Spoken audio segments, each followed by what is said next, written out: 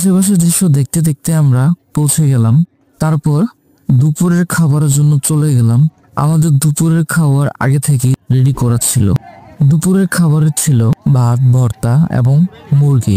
বাইরে ছিল প্রচন্ড রোদ, ভেবেছিলাম হালকা একটু বৃষ্টি থাকবে, যেহেতু সকাল সকাল বৃষ্টি দিয়ে শুরু হয়েছে দিনটা। থাক, কি আর করার, কপালে যেটা আছে সেটাই। খাবার শেষে আমরা চলে গেলাম একটি বাইক ভাড়া নেওয়ার জন্য, যেখানে বাইকে করে নীলাদ্রি লেক, বারিকাটিলা, জাদুঘাটা নদী, লাকমাছড়া এবং শিমুল বাগান, তো এই 5টি জায়গায় ঘোরার জন্য আমরা বাইক ভাড়া করে নিয়েছিলাম।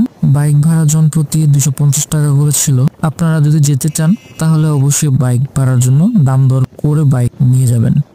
বাইকে উঠে প্রথমে আমরা যাব শিমুল বাগান, আর শিমুল বাগান যাওয়ার পথেই আপনারা দেখতে পারবেন নীলাদ্রি লেক। তো নীলাদ্রি লেক এর সামনে দিয়ে যেহেতু আমরা যাচ্ছি, তো নীলাদ্রি লেকের ভিউ গুলো মাশাআল্লাহ খুব সুন্দর দেখাচ্ছে। পৌঁছে গেলাম শিমুল বাগান। শিমুল বাগানের টিকিট কেটে প্রবেশ করলাম।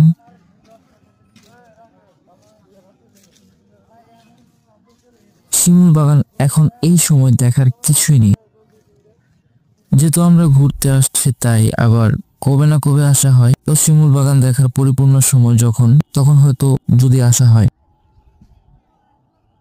শিমুল বাগানের কোন সময়টা আসলে আসা প্রয়োজন সেটা আসলে আমি জানি না, আপনারা জানলে অবশ্যই জানাবেন।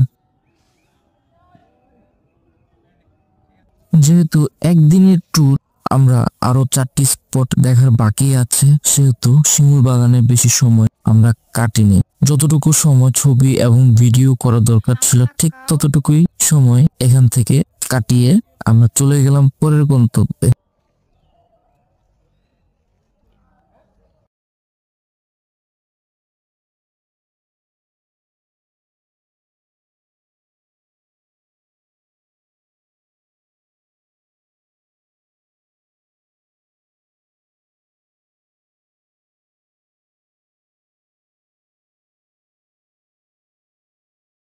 কারণ পরবর্তী আবার চলে যেতে হবে, তাই কম সময়ে সবগুলো স্পট যেন ঘুরতে পারি, সেই জন্য